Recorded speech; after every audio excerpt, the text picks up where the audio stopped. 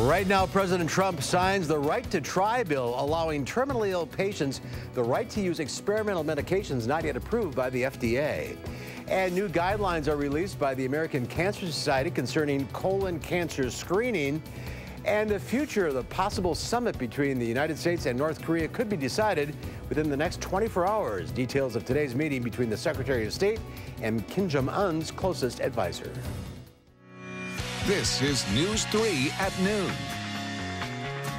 Good afternoon, everyone. I'm Mark Kane. Thanks for tuning in to News 3 on this Wednesday afternoon. We'll get to those stories in a bit. But first, meteorologist Dave Caulfield is over in the Weather Center with our first alert forecast. A little different weather than yesterday. Yeah, just a little bit. Just a little bit on the different side with some tropical moisture due to subtropical storm Alberto, or what once was subtropical storm Alberto, is coming in and causing just a little bit of rain in some spots. Already a ½ an inch of rain reported in Madison, with some heavier thunderstorms rolling through Dane County right now. This is going to continue to move to the north, and we're not actually seeing too much on our WISC-TV Skycam in Madison because of the reduced visibility, the rain and fog as well. Lots of humid air in town, and that will remain with us for at least the next day or so. Temperatures right now are in the 60s and 70s. Look at that 24-hour temperature change, about 20 degrees cooler outside compared to lunchtime yesterday. Your forecast first, showing things not in the 80s, folks. I think that's left over from yesterday, but a couple of thunderstorms possible this afternoon before we head into the 60s as we head into tomorrow morning. When I come back in just a few minutes, we'll talk more about some more warm weather hitting us tomorrow, but some pleasant conditions on the way in your first alert forecast. All right, some new information, not leftovers. Right, exactly. Okay, that'd be good. Thanks, Dave. We'll see you in a few minutes.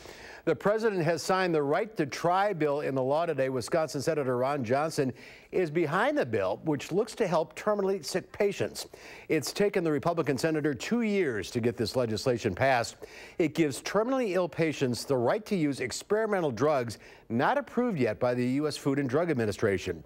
The medications eligible for patients to try with the new rule do have to pass through one phase of clinical trials. Johnson says it gives people options to stay alive that up until now they didn't have, while critics have called that false hope. The American Cancer Society is issuing new guidelines for colon cancer screenings. Doctors feel people should start being tested at 45, not 50, even for people believed to be in an average risk. Those at high risk, including African Americans and Alaskan Natives, should get screened even earlier. The updated guidelines come in response to rising colorectal cancer rates and deaths in younger adults. The future of a summit between President Trump and North Korean leader Kim Jong-un could be decided within the next 24 hours. That's because a high-ranking North Korean official is on his way to New York to meet with Secretary of State Mike Pompeo to discuss the matter. Mola Langhi has more details. Kim Young-chol, one of Kim Jong-un's closest advisors, is on his way to America for a meeting and dinner with Secretary of State Mike Pompeo, and they will have a lot to discuss. The future of the summit between President Trump and Kim Jong-un could be decided tonight. That's because both sides are going to have to decide soon whether to proceed with the June 12th meeting, if it's going to happen. For now, the Trump-Kim meeting is officially off, but both sides are preparing as if it'll be on. News crews spotted a U.S. team in Singapore working on logistics for the possible summit. President Trump canceled that summit last week in a letter to Kim. North Korea had stopped communicating with the U.S., but yesterday, President Trump tweeted that Kim Young-chol's visit was a solid response to his letter. Kim Young-chol is North Korea's former spy chief and has been in all of the meetings with U.S. officials discussing denuclearization. Chol and Secretary Pompeo have been face-to-face twice before during Pompeo's trips to Pyongyang, but this will be the first time the two have talked in America. In fact, apart from trips to the UN, Chol's visit will be the first time a North Korean official has visited the U.S. in 18 years. Mola Langhi, CBS News, the White House. And Kim Young-chol is currently on the U.S. sanctions list, so he's likely to have received a waiver in order to make the trip to America. Well, the rain we are seeing, as Dave mentioned, is now what's left of subtropical depression Alberto. Even though the system is moving north, parts of the Carolinas are still under mudslide warnings today. Heavy rain from the storm created multiple landslides there overnight. The National Weather Service is advising people living near the mountains not to travel unless it's to escape floodwaters. Earlier this week, 2 journalists were killed in North Carolina when a tree fell on their SUV as they were covering the storm. Fast-moving lava from Hawaii's Kilauea volcano forced new emergency evacuations overnight. One of the most active fissures is producing massive lava flows that have cut off major highways and shut down a power plant. More than 70 homes in the area have been destroyed by lava. Can you try and explain the force that we're looking at here? There's nothing like it. It's definitely Mother Nature recreating, so we're at her mercy. Police are also dealing with a new health hazard called Pele's hair. That's a material like glass fibers is now coming from areas covered by lava. The material can irritate the skin, eyes, and lungs if inhaled. The eruption at this volcano has been going on for about a month now, and scientists say there's no way to know when it might end.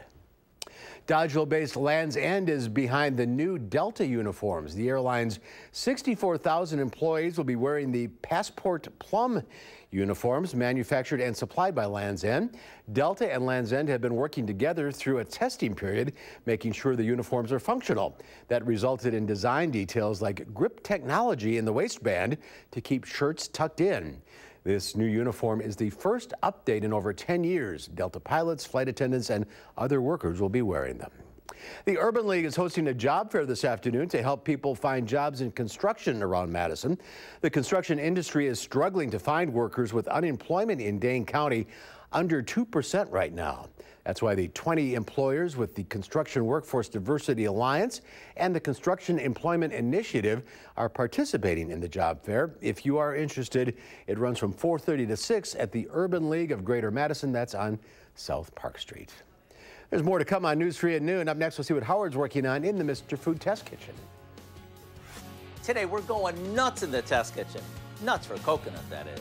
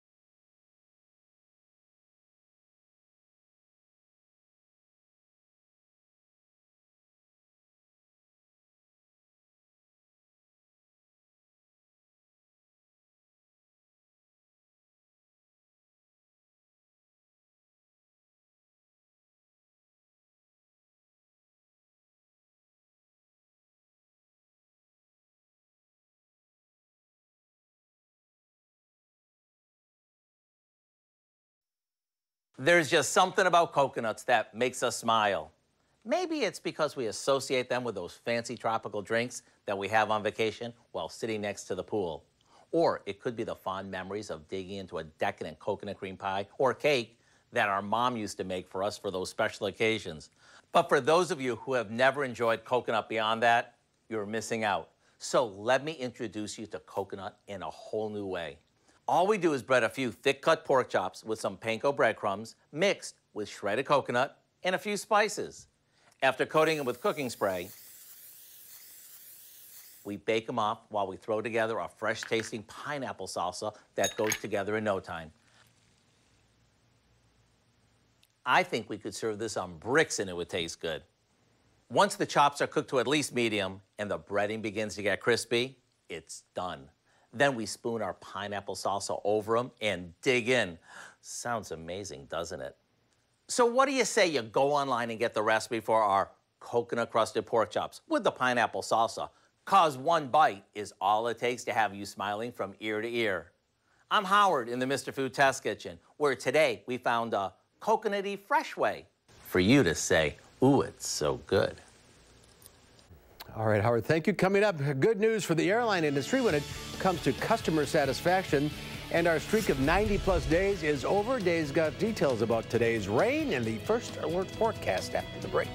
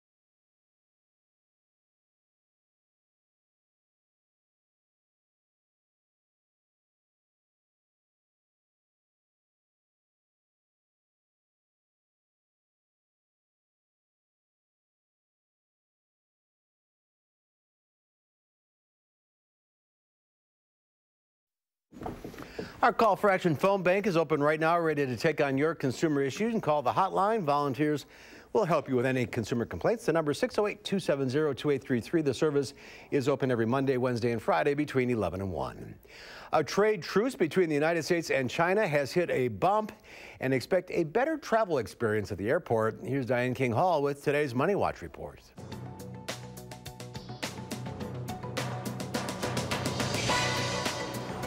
A trade battle between the U.S. and China may be back on. The Trump administration says it plans to move forward with tariffs on some $50 billion worth of goods from China.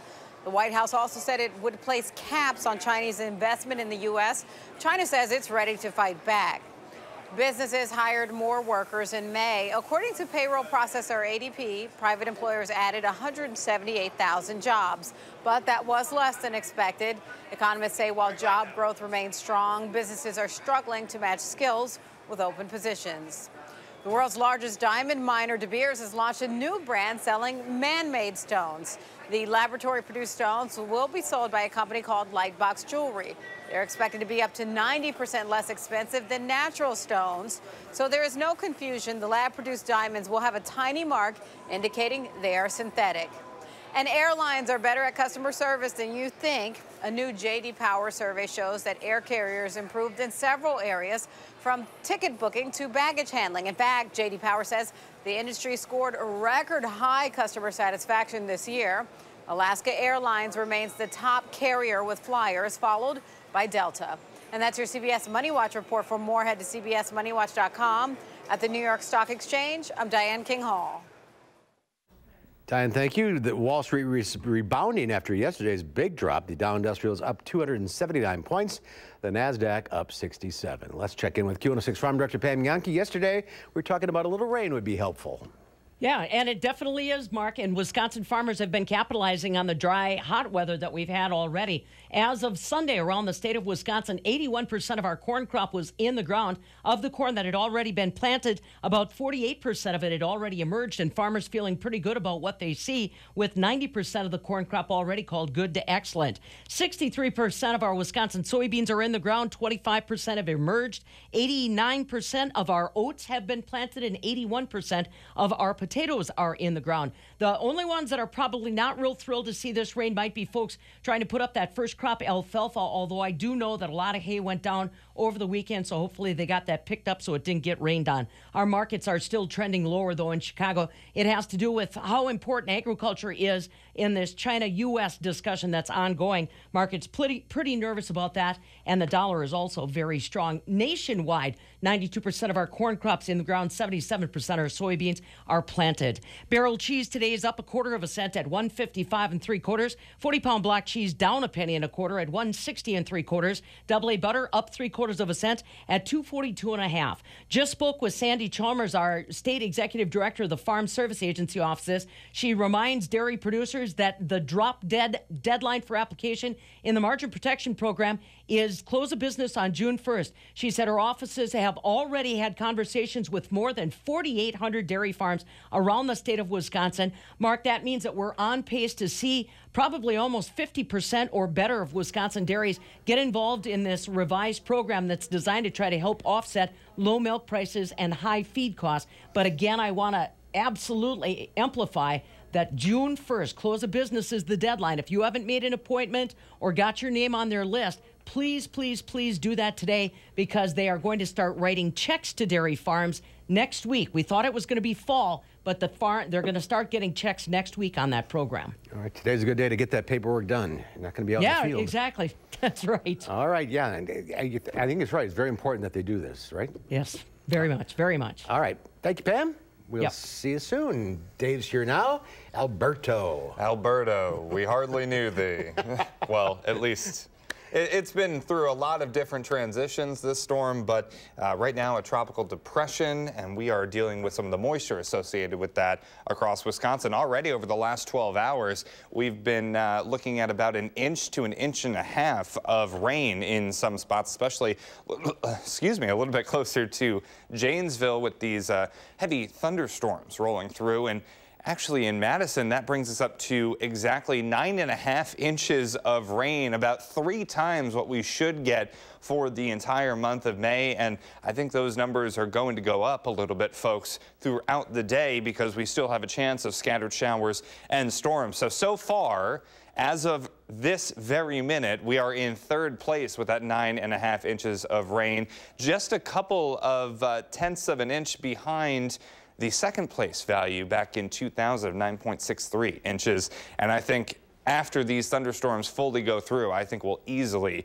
get above that. So we are moving up that list, folks. Just a couple of days left in May to try and get to that 1st place holding, but I don't think that's going to happen. Downtown Madison on the Edgewater Skycam, we really couldn't see that much about 15 minutes ago, but right now our visibility is improving as those thunderstorms continue to quickly move to the north. Forecast high of 76 today, about 10 to 15 degrees cooler than yesterday. Our normal is a little bit closer to our high today of 73 degrees. Temperatures right now in the 60s and 70s with that rain. Visibility still kind of low in some spots because of the rain and high humidity with this very humid air mass thanks to what is now Tropical Depression Alberto. So it was a subtropical storm, then a subtropical depression, now a tropical depression. Hard to keep straight, Alberto. Doesn't really know what he's doing at times. Top winds still at 30 miles per hour, moving north-northeast at 17 miles per hour. And we can see this on Doppler track. Still has a bit of a circulation to it. However, we're not going to be dealing with Alberto himself, just the moisture associated with it. And that's what we're seeing right now continue to move through Dane County, closer to the Dells and Camp Douglas at the present time. So future tracks showing things still could be a little bit stormy as we head into this afternoon and evening. Fog is likely tonight because we still have that humidity in the air and it doesn't really have anywhere to go just yet. As we head into tomorrow, though, it is looking a little bit better. However, a few showers and thunderstorms are possible during the afternoon and evening hours. Nothing life-changing as far as rainfall amounts, but could be a little bit heavy where those storms do decide to set up. As we head into Friday, we're looking much, much better in the weather department. Very pleasant conditions and temperatures in the 70s. As I talk about Thursday, though, remember, we're going to be about 10 degrees warmer tomorrow compared to today. Heat index values could make it feel like the 90s once again. After that, though, temperatures are cooling down into the 70s for the weekend. Some chances for rain late Saturday into early Sunday, and then Monday we get another very nice day. So Friday and Monday are looking fantastic. Some of the other days on there, we still do have some chances for rain and some warmer temperatures on the way for tomorrow. Son of Alberto. Son of Alberto. I'm not getting the Alberto himself. Yeah, it's more like Alberto Ito, I think. I don't know. You know, and we're not going to break the record again. We missed it in April by one day. Yep. And the coolest. And it looks like we're in a similar situation for May. We're number 2. Thank you, Dave. No comment. Thank you, Dave. There's more to come on News 3 at noon. They are behind some of the biggest technology products out on the market today, but some parents in Silicon Valley are limiting their family screen time. We'll look into why next at noon.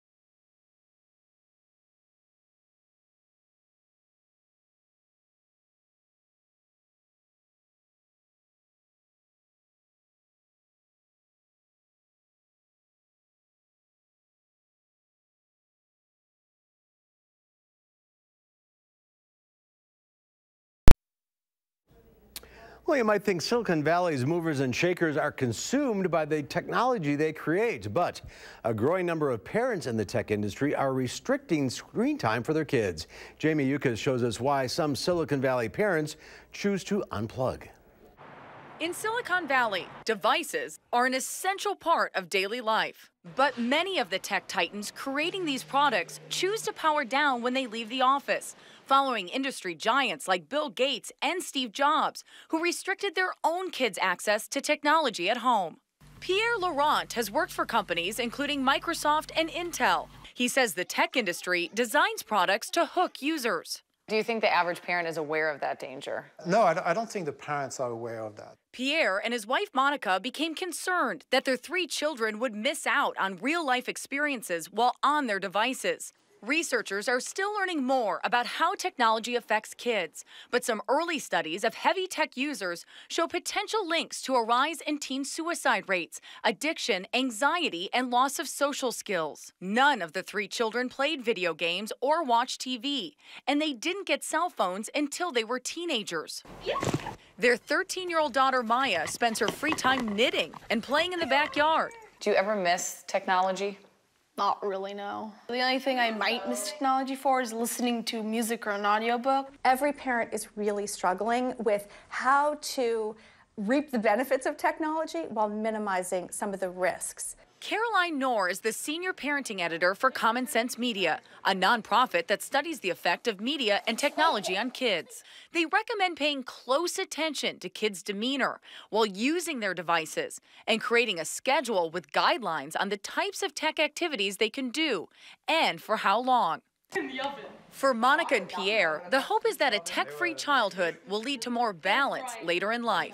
Young children need to grow in a different environment that doesn't have that much technology in it. Jamie Yukas, CBS News, Silicon Valley. Yeah, it's interesting. It's so tough to do. Keep the kids away, yeah, unplug. Absolutely. We really haven't been able to keep the rain away all month, and we're seeing some more showers and thunderstorms move through early this afternoon, but I do think we'll see a little bit of clearing, scattered storms, heavy rain possible for this afternoon. All right, that's our time for now. We'll see you back here at 4. Have a great afternoon.